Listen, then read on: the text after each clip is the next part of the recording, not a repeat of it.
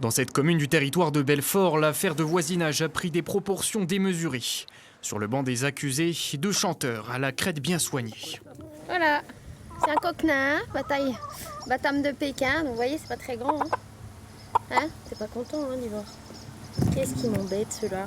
Et ceux que les deux coqs de Laetitia et Olivier embêtent, ce sont surtout les voisins, exaspérés par le chant des volatiles, et qui l'ont fait savoir. Franchement, on est très surpris des réactions.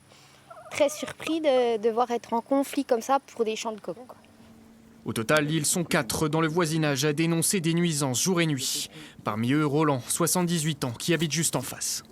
Quand on a commencé à être gêné par ces chants répétitifs, je leur en ai parlé, je leur ai dit c'est pénible à entendre. Et là, ils m'ont répondu que si je voulais pas entendre chanter les coqs, j'avais qu'à partir en maison de retraite. Maintenant, on a une procédure qui est en cours et puis on attend la fin de la procédure avant de dire quoi que ce soit de plus, quoi.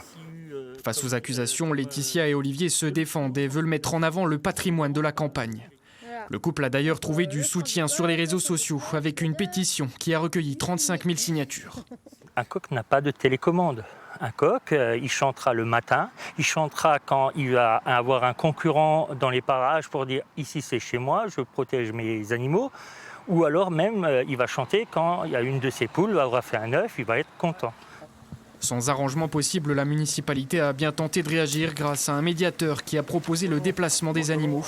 Là encore, sans succès. J'ai bien senti que tout le monde était réfractaire à la solution proposée.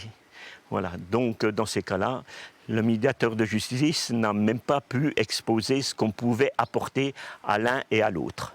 Si rien n'est fait prochainement, les plaignants envisagent de déposer une plainte et l'affaire du chant du coq pourrait bien se finir devant les tribunaux.